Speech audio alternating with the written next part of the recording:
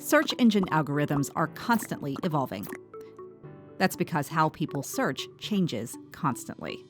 Longer, more conversational queries have become the norm. So, rather than providing results based solely on specific keywords, today search engines like Google work to offer up search results designed to more intuitively answer users' questions with authoritative content that's made up of more than a single article. And that's where pillar pages come in. Think of a pillar page as an anchor page that covers all aspects of a single theme and has multiple content pieces that contain more specific information linking from it. Less in-depth than a whole site, but more informative than a single blog post, pillar pages give users the chance to both skim and dive deeply into the subject matter, and give search engines a way to perceive that your brand is an authority on the overall topic. Here's how pillar pages work. Rather than writing a bunch of blog posts using specific but mostly disconnected keywords, pillar pages allow you to focus and cover a topic you have expertise in thoroughly. At Spot On, we use HubSpot's SEO tool to identify existing blogs that fit into your pillar page topics, identify gaps in content, and help us plan as few as 8 and as many as 20 blog posts to connect to each of your pillar pages, as many as it takes to thoroughly cover the topic.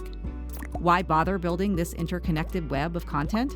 Because information that is part of an interlinked library is more valuable to a search engine and to a human than one-off keyword-led content.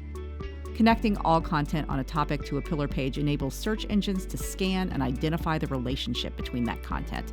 Due to the breadth and depth of the content, the pillar page is given more authority on the topic by the search engine, and this results in higher search placement. Here's how to create a pillar page. First, select a topic.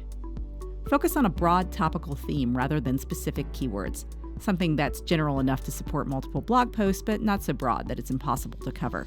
Second, create a pillar page outline. Your pillar page should include a definition of the main topic or key term, a table of contents, and topics or subtopics that should be covered under your main topic. Next, conduct keyword research. Do advanced keyword research within the framework of your main topic to make sure your pillar page's subject matter is relevant. Focus on questions that people ask when searching for information on that specific subject. The most asked questions and connected keywords with the highest search volume and lowest difficulty are great places to start.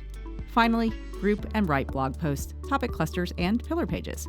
First, group your keywords into blog posts, keeping in mind that these keywords should be relevant to your audience and not be chosen only for SEO benefit. Write blog posts that fit into each topic cluster, then link those blog posts to your pillar page. How do you know if your pillar page is working?